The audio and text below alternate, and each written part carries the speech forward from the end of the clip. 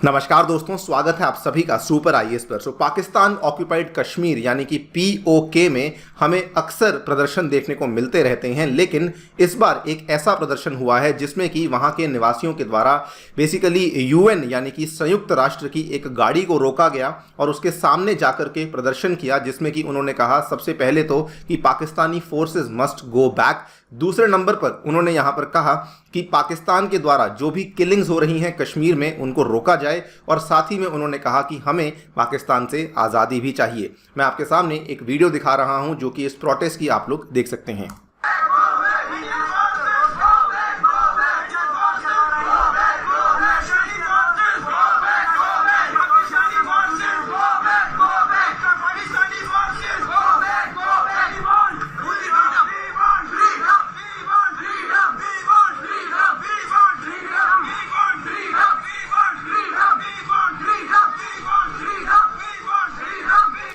जैसा कि आपने इस वीडियो में देखा कि किस तरीके से प्रदर्शनकारियों के द्वारा यहाँ पे प्रोटेस्ट किए जा रहे थे, वही आप लोग के सामने हम लोग कवर करने वाले हैं कि पीओके में गूंज रहे आज़ादी के नारे, लोगों ने यूएन की गाड़ी रोककर कहा पाकिस्तान आर्मी गो बैक। दोस्तों, इसी के बारे में हम लोग चर्चा करने वाले हैं कि बेसिकली यहाँ पर जो ये इतना बड़ा प्रदर्शन जो कि जिसमें कि यूएन तक को इन्वॉल्व कर लिया गया है, उसकी क्या वजह है। ऑल्सो डिस्कस करेंगे कि यहाँ पर जो गिलजिट बाल्तिस्तान की सरकार है वो इस चीज़ को लेकर क्या कर रही है। चलिए शुरू करते हैं दोस्तों मेरे साथ। मेरा नाम है अनिरुद्ध। यदि आप लोग इस लेक्चर की पीडीएफ को डाउनलोड करना चाहते हैं तो यहाँ पर दिए गए टेलीग्राम चैनल के माध्यम से कर सकते हैं। इसके अलावा अगर आपने अभी तक हमारे चैनल को सब्सक्राइब नहीं किया है so please do that, so that आपको हमारी सभी वीडियो की नोटिफिकेशंस टाइम टू टाइम मिलते रहें।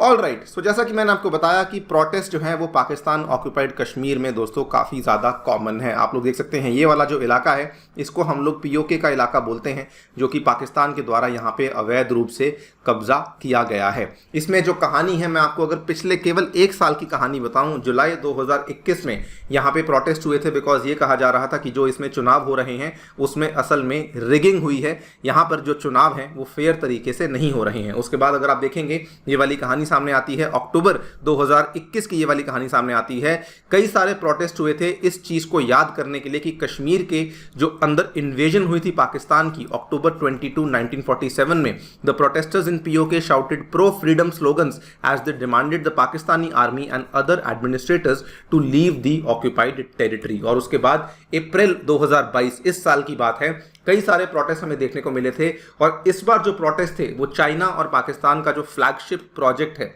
China Pakistan economic corridor project, उसके खिलाफ हुए थे। बिकॉज यहाँ के निवासियों का ये कहना था that large chunks of area जो कि वहाँ के विलेजेस, वहाँ के गांव वालों को बिलोंग करता है, that has been given to the army for setting up various infrastructures for their new security unit created for the China Pakistan economic corridor project.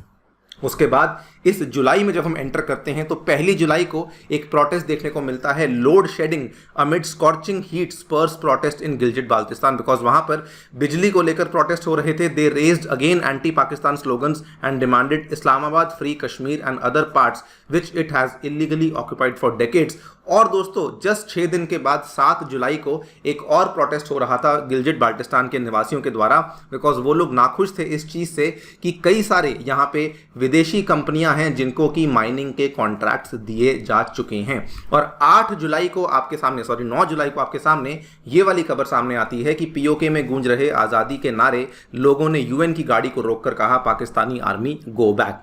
इसके पीछे की कहानी क्या है इसको समझ लेते हैं। बेसिकली इन्होंने यहाँ पे 3 बातें कही। नंबर 1, इन्होंने कहा Pakistani forces must go back. Second, इन्होंने कहा वी वांट फ्रीडम, हमें यहाँ पे पाकिस्तान से आज़ादी चाहिए। और तीसरे नंबर पर इन्होंने कहा कि प्लीज कश्मीर में जो भी किलिंग्स हो रही हैं उसको रोका जाए। मुद्दा क्या है उसको समझ लेते हैं। बेसिकली यहाँ पर क्या हुआ था, सन 2005 की बात है। पाकिस्तान ऑक्यूपाइड कश्मीर में 13 युवा नेता थे जो कि बेसिकली एक भिड़ंत में आ गए थे पाकिस्तान के सिक्योरिटी रेंजर्स के साथ। उन 13 युवा नेताओं को जो कि इमामिया समुदाय को बिलोंग करते थे, इनको उसी टाइम पे गिरफ्तार कर लिया गया था। ये बात है सन 2005 की। उसके बाद क्या हुआ, सन 2009 में एक मिलिट्री कोर्ट के द्वारा इन सभी 13 के 13 लोगों को जो कि इमामिया कम्युनिटी को बिलोंग करते थे, इनको उम्र कैद की सजा दे दी गई थी। इनको लेके प्रोटेस्ट चल रहे थे और यहाँ पर जो प्रोटेस्ट चल रहे थे, बल्कि गिलजिट बाल्टिस्तान की सरकार ने यह भी कहा कि हम लोग इनको जो है 2 महीने के अंदर अंदर रिलीज कर देंगे, लेकिन इनको रिलीज नहीं किया गया था। सो जो यहाँ पे प्रदर्शनकारी हैं वो बेसिकली इन लोगों की रिलीज की डिमांड कर रहे हैं कि जिन लोगों को आपने पिछले 17-18 साल से कैद में रखा हुआ है उनको बेसिकली आप लोग यहाँ पे रिलीज कीजिए। इसके बाद उन्होंने बल्कि ये भी कहा है, और जो लोग यहाँ पे प्रोटेस्ट कर रहे हैं वो लोग जफारिया कम्युनिटी को बिलोंग करते हैं, इन्होंने कहा है कि अगर आप लोग इन लोगों को रिलीज नहीं करेंगे तो हम लोग जो है प्रोटेस्ट को पूरे पाकिस्तान ऑक्यूपाइड कश्मीर में फैला देंगे। और आपको बता दें कि प्रोटेस्ट ऑलरेडी केवल 9 जुलाई के दिन ही 6ठे दिन में जा चुका था। आज जब हम आपके सामने ये वीडियो बना रहे हैं तो ऑब्वियस सी बात है कि प्रोटेस्ट जो है वो और ज़्यादा बढ़ चुके हैं। बल्कि इन्होंने साथ में ये भी कहा है कि हमारी जो यहाँ पे लड़ाई है संवैधानिक स्टेटस, संवैधानिक स्तर को पाने के लिए वो हम लोग जारी रखेंगे। Further talks about Gilgit Baltistan constitutional status and rights were demanded by Jamaat-e Islami Pakistan. और इन्होंने कहा है that the party in Gilgit Baltistan will continue the struggle for constitutional status along with the rights of the people of Gilgit Baltistan. ये भी एक बड़ी ही इंपॉर्टेंट चीज़ इनके द्वारा कही गई है। वो इसलिए कही गई है बिकॉज पाकिस्तान कई अरसे से, लंबे अरसे से कोशिश कर रहा है कि वो किसी ना किसी तरीके से गिलजिट बाल्टिस्तान को पाकिस्तान का 5वां प्रांत बना सके। कानून भी पास किया था, जो इसके पहले इमरान खान की गवर्नमेंट थी उन्होंने भी कानून पास किया था, लेकिन वो अभी तक नहीं हुआ है। और क्योंकि वो अभी तक नहीं हो पा रहा है, गिलजिट बाल्टिस्तान भी एक